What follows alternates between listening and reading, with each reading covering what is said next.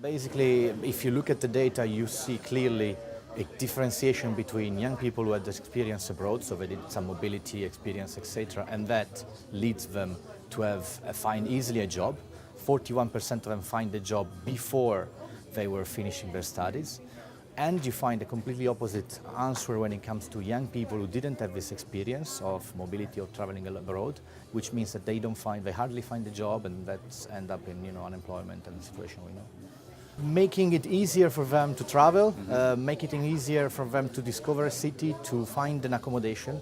That's a basic thing. Make it easy for people who develop an accommodation to develop different kind of accommodation so that students can find what they're looking for, something for their budget and their needs. So different, you mean different price range? Different price range, different size of the rooms, different location as well, making everything way easier. The problem in Europe is that it's too bureaucratic at the moment. Every city has different regulation, each city has its own regulation, each region has its own regulation, and it makes it quite difficult for people to give the right solution that young people are looking for.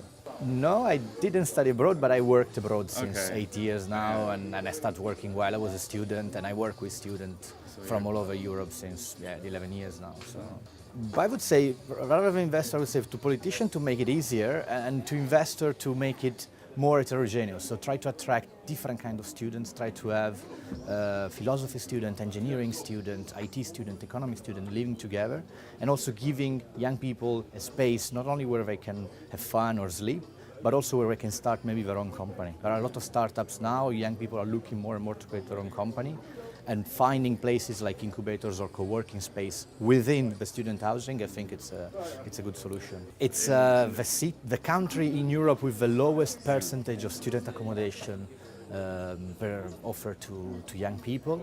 The problem is very simple. It's again too bureaucratic, extremely complicated, a lot of red tape.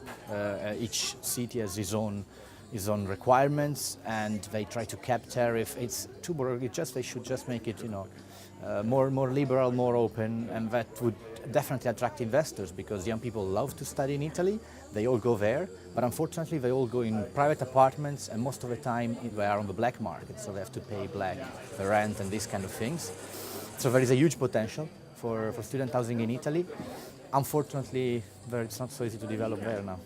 But personally, of course, a lot of knowledge, a lot of networking. There are people from all over Europe. I didn't expect to be so wide and to attract so much interest. The people who organized it did an outstanding job, I would say. And that's mainly what I expect from gaining knowledge, gaining new contacts, and definitely coming back next year. Okay, perfect. Let's hope we can do that. Thank you.